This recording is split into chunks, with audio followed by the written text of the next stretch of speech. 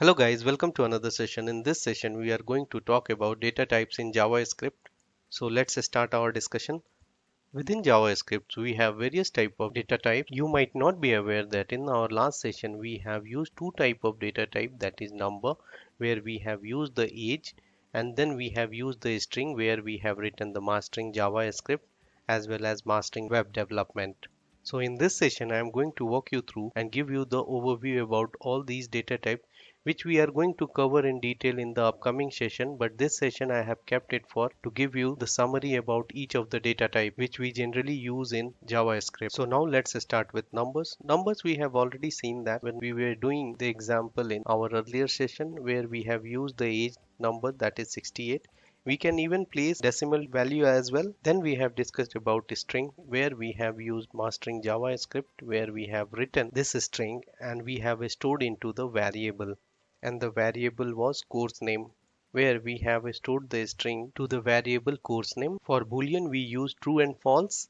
There is a special type of variable that is called null within JavaScript, and that means that it is not having any values. Now let's proceed further. We have another type of variable that is called undefined. Undefined is also referred to the no value, and there is a very thin line difference between null and undefined.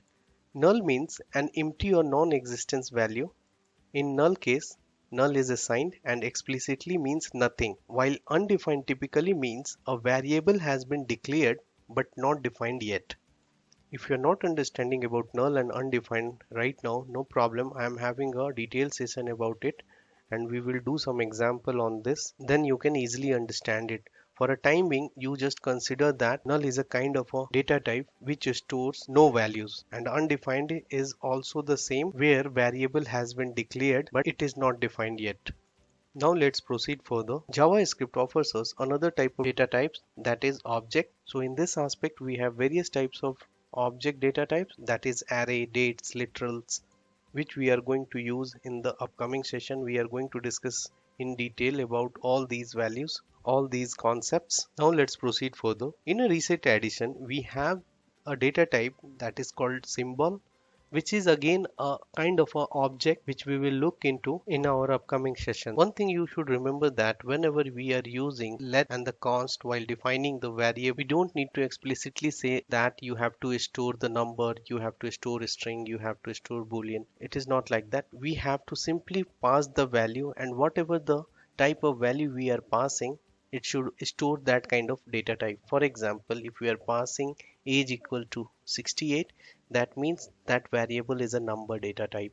If you are passing a value mastering JavaScript, then that string become string data type. If you are passing true or false value, that means it becomes a boolean value. Same is the case of all other data type which we generally store in variables. So here you must be asking that what if you want to use the same variable to store some different data which is of different data types. So can we do that? Yes, we can. You can override the existing variable with a new value which is of different data type. That is possible in JavaScript.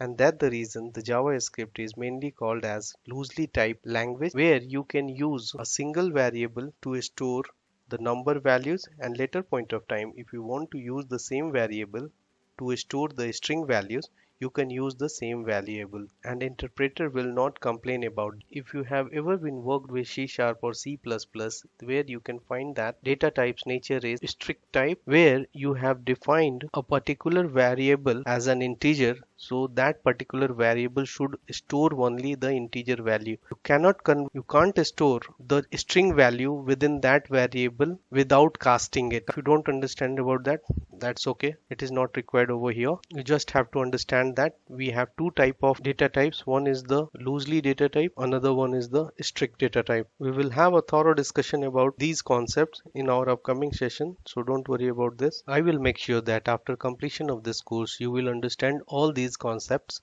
So on this note, I am stopping over here. See you in the next session. Till then, bye bye, take care.